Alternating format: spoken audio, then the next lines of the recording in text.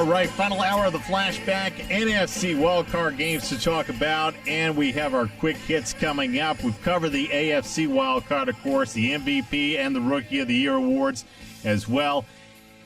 And Black Monday, that's right, for the coaching ranks. Black Monday, this just in.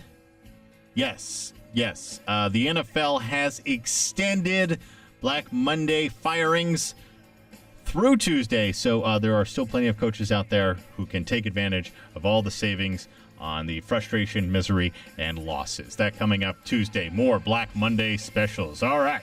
This Saturday, however, of course, is Wildcard Weekend. We're getting into Wildcard on Saturday and Sunday, 2 games apiece, one from each league. And for Saturday's March, the first game will be Arizona at Carolina on Saturday. Carolina, of course, we know their story getting in here, well documented on this show as we were pushing for them to make it. It just seemed that Carolina had that inside track. They really did have the inside track when you take into account the tie and the schedule that they had.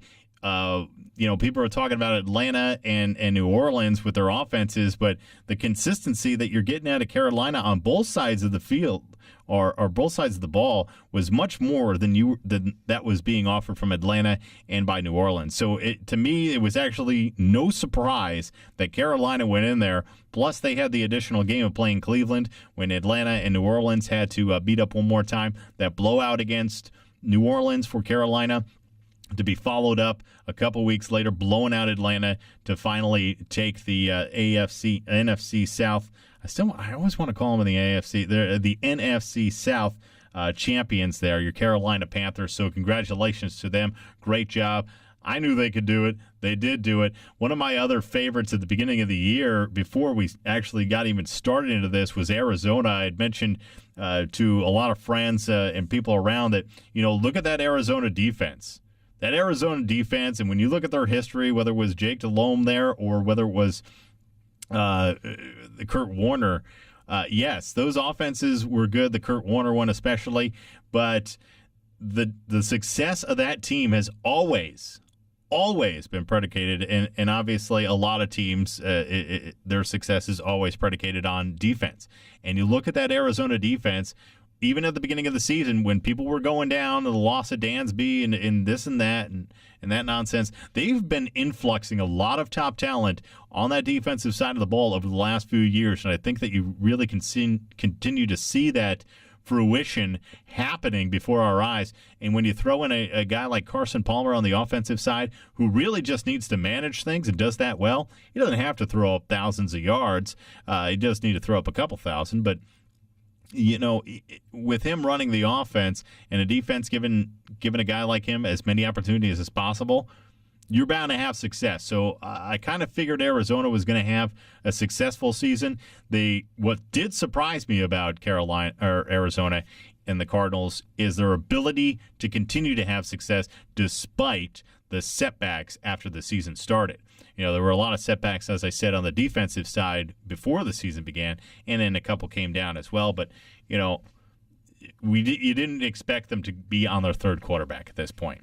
But they backed their way into the playoffs, and this is a very opportunistic game. One team on the rise, one team kind of on the fall here with Arizona and Carolina. They're going to duke things out. The game's at 1:35 on Saturday for your West Coast time, 4:35 on the East Coast time in the evening to get things started off on our Saturday afternoon. So get out, get some things done, and then hunker up for that game on Saturday between Arizona and Carolina. Looking at the teams, I think Lindley is still expected to start that situation. I will have to get an update later on in the week as far as Drew Stanton is concerned. So there were some talks that Stanton might be available once the playoffs start when his injury first arose. Now I'm not sure where that is standing. So we'll do some more research in to see who's going to be leading this team, because that is going to make a difference. Lindley didn't show huge leaps and bounds in their game in Week 17. He did show some success in getting a little bit better against San Francisco, and obviously San Fran wanted to win their game before finishing up their season and their time with Jim Harbaugh. So they had a little bit more to fight for, but Carolina was putting them in check for most of the game defensively. And Lindley, again, we didn't see a huge amount of success. Completion percentage, he was better, 23 of 39. Better than that, he was like 17 of 41 or something like that against the Seahawks. So 23 of 39, a little bit better. They've been making him toss the ball, making him throw the ball. So he has over 80 attempts in the last two games. 316 yards, so a lot better in terms of production this week.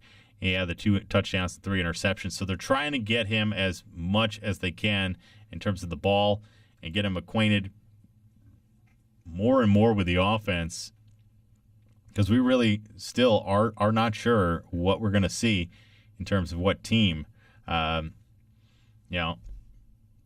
here, Drew Stanton hopeful for a playoff return, but definitely not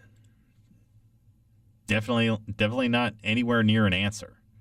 ESPN Josh Winefuss, he says, at a Tempe earlier today, Stanton stayed home from Arizona's road trip to San Francisco over the weekend. Uncertain if the extra rest will help him recover from a right knee injury in the time for Saturday's NFC wildcard game against Carolina. So they're really in the middle here. And the Cardinals leave for Charlotte, North Carolina on Friday, begin practicing Tuesday, giving Stanton just 3 days to return after missing the past 18 days. So he's going to have a lot of catch-up to do with that as well. And you're really in a sticky situation of whether you continue with Lindley, who hasn't really produced anything offensively, or you continue or try to get back to Stanton, get him in the groove for the long term. Now on the other side of the ball, Carolina is a team that's playing with a lot of steam, and they're overcoming their quarterback shortfall. They've been able to do it mainly because they haven't had to go down to their third quarterback like Arizona has. But they have a solid backup of Derek Anderson. Had to play 2 games, of course, with the injury to the ribs of Cam Newton early in the season, and then he had the essentially a back problem with his discs or what have you, with that rollover accident that he suffered. So he missed the 2 games against Tampa Bay. Derek Anderson came in, took care of business. Very solid. Hooked up with Kelvin Benjamin. Talked about the numbers between them earlier in the game. Derek just has a nose for getting the ball to top receivers. He did it at Oregon State when he was working with what did he change his name to? Yeah, he had two great receivers, the 2 longtime Cincinnati Bengal receivers. But anyhow, so I don't think that was actually Anderson anyway. But so point being though, he got the ball like Kelvin Benjamin very easily. Newton adds that other element, being able to run the ball. And Jonathan Stewart, though, he's been a real surprise the last 3-4 weeks. I mean, he's picked up over 100 yards in, I think, 3 of the last 4 or 5 games, and really has brought on another surprise for this Carolina team. When you see a healthy Jonathan Stewart, a healthy Cam Newton, and the ability to play a decent amount of defense, this is a reason why I thought Carolina was a good team to start the season. I wasn't looking at how many losses they had in that secondary, but they've come together enough to where they're an effective offense and an effective defense when they need to be. And they have some good. They do have some decent wins. Carolina has some decent wins this season. I know that's a little bit hard to believe, but they've gone on the road and gotten some things done. Take a look at their schedule to start things off. They beat Detroit. They have more quality wins than Detroit does. Beat Chicago, but down the stretch, so they're on a 4-game winning streak. Right now, they're on a 4-game winning streak. They beat an Atlanta team who had a lot of steam coming off of their win over New Orleans. They beat a Cleveland team who was trying to It was a great defensive match for them to see if they could get anything going. They won that game 17-13. They beat Tampa Bay, who is a team hungry to just get some wins.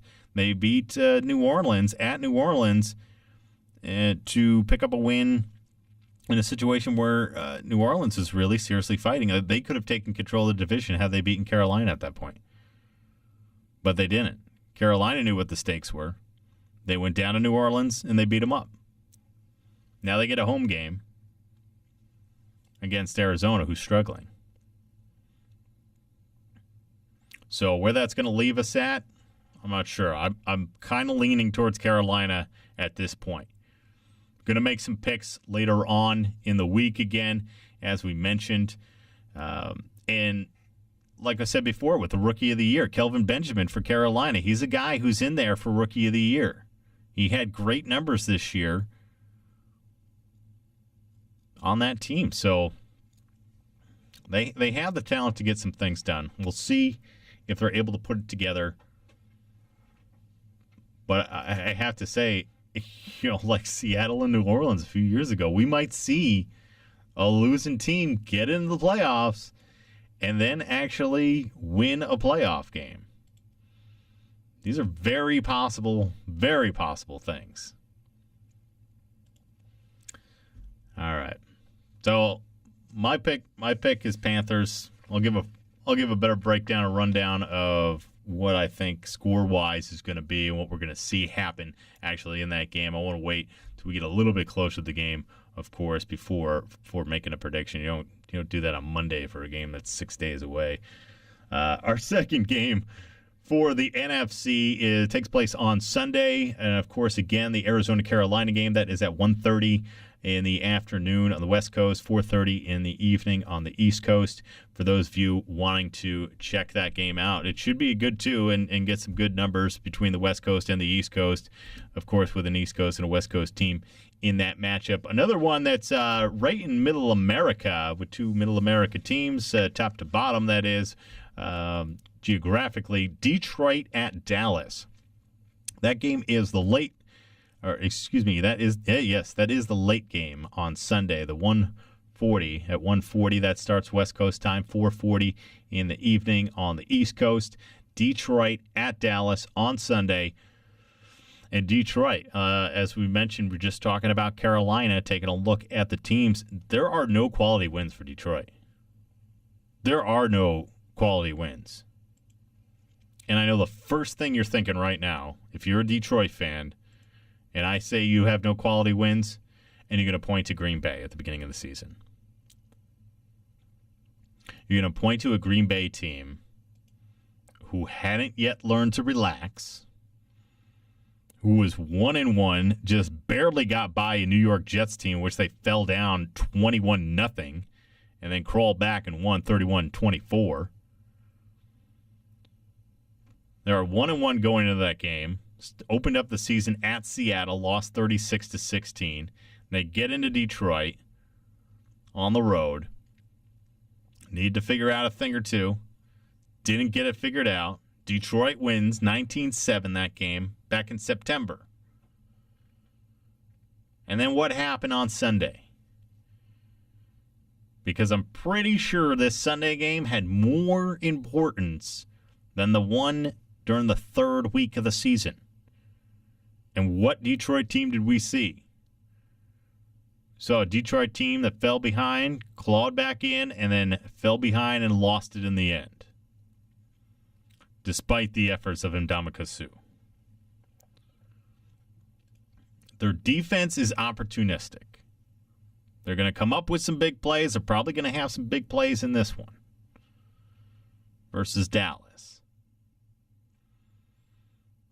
Well, I'll tell you what, this Dallas team, as balanced as they look right now, they essentially are taking on a Green Bay caliber offense again with Dallas. The only exception, instead of some speedsters and Jordy Nelson running around, scrambling around, hiding behind defensive backs and in front of safeties or sneaking behind them, you got a guy who's coming right at you. That, of course, is Bryant. And Dez Bryant is going to knock some people down. And I've been a doubter of these Dallas teams over the last few years. I really have. But when you look at the numbers this year, what they've been doing, and you look at that road record as well, of course this game is at home, but that road record says, hey, we can win anywhere. And win in front of a home crowd, the nerves of Romo seem to be out this year. He's found a way to forget about things. And it looks really good. Emotions are under control. Again, the help from Bryant and Murray to help balance things out. Romo knows he doesn't need to do it all. He really doesn't need to do it all. Just let the other guys do it a little bit. You just call the play, man, and let it operate.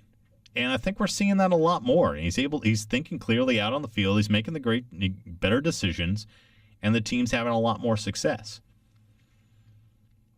And they had some big wins over the course of the year. I mean, just to be undefeated is, in and of itself, is excellent, of course. But when you look at the wins that they came away with this year, a win on the road at St. Louis, tough defensive team. Were able to find a win in that one. They were down at one point in that game, or St. Louis climbed back into it.